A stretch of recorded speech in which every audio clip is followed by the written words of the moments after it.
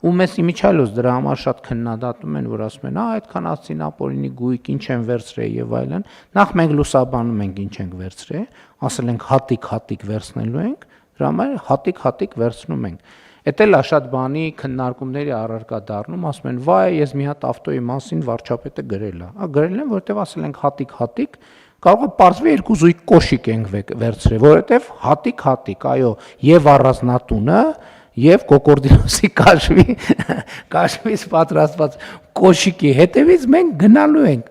Հարցը այդ չի եւ իմիջիալոց էլ եմ ասում, մեզ նույն քաղաքական դաշտում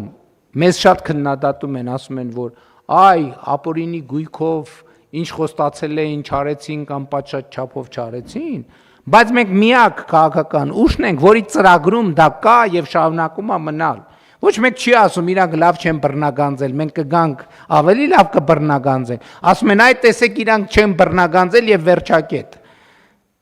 Մենք միակ քաղաքական ուժն ենք Հայաստանի Հանրապետությունում, ով այդ օրակարգը վերցրել է, ворթեգրում է եւ շարունակում է եւ հետեւական տանում է եւ մենք այլևս Վճռաբեկ դատանի վճռով դա այլևս կայացած ինստիտուտ է։